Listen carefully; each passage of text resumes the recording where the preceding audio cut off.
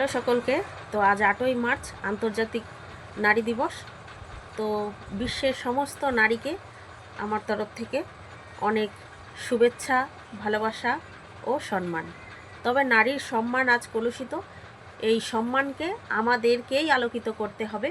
সবার প্রথমে সমস্ত নারীকে স্বনির্ভর হতে হবে, আর তার নামের পাশ থেকে অবলা কথাটা সরিয়ে ফেলতে হবে। ওই যে কথাটা আছে না, অবলা নারী, সেই অবলা কথাটা সরিয়ে ফেলতে হবে। কারণ স্বনির্ভরতাই সবলতা। আজও এই বিংশ শতাব্দীতে মেয়েরা মার খায়, মেয়েরা অগ্নিদগ্ধ হয়, মেয়েরা রেপড হয়, অসম্মানিত হয়, অপমানিত হয়। এটা এই সমাজের লজ্জা এবং পুরুষতান্ত্রিক সমাজের ষড়যন্ত্র।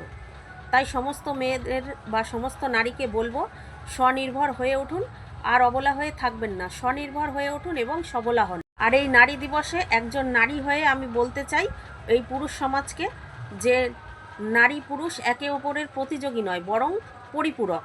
তাই তার কাঁধে কাঁধ মিলিয়ে তাকে কাজ করার সুযোগ দেওয়া উচিত। কারণ তার ভিতরে প্রতিভা আছে, তার ভিতরে জ্ঞান আছে, তার ভিতরে কাজ করার ক্ষমতা আছে।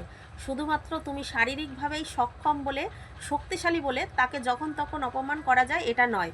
তুমি যদি বীজ হও আমি তবে জমি, তুমি যদি বীজ হও আমি তবে জমি। মনে রেখো ও পুরুষ, তোমাকে জন্ম দিয়েছে এক নারী।